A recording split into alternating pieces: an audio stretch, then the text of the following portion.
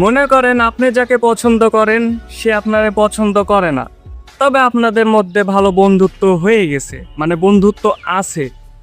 তো আপনি তাকে জিনিসপাতি গিফট করতেই পারেন, সে নেয় এবং ইউজ করে, কিংবা সে কি জামা কাপড় পরে সেটাও আপনি পছন্দ করে দিতে পারেন যে এটা ভালো লাগছে ওইটা ভালো লাগছে না।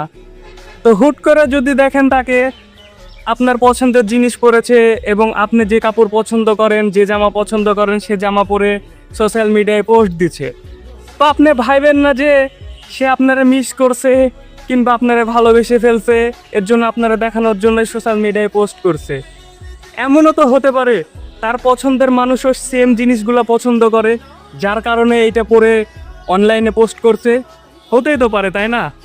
অতএব আবেগকে জাগ্রত করেন না, বিবেকে সজাগ থাকুন। আবেগে জাগ্রত হয়ে নিজেকে পাগল বানায়েন না, বিবেককে জাগ্রত করে নিজে শান্তশিষ্ট থাকুন। তবে আমার ক্ষেত্রে সেটা ভিন্ন, ঠিক আছে? কারণ আমি তারা মিস করেই পড়ি। মানছেন না? কেন বিশ্বাস হয় না? প্লিজ ট্রাস্ট মি, আমি সত্যি বলছি, তারা মিস করেই পড়ি। সব কিছু আপনারা ফান ভাবেন, আমি যেটা সিরিয়াস কথা বলছি সেটা আপনারা বিশ্বাস করেন না। আপনাদেরকে আর ভিডিওই বানিয়ে দেবো না, জান।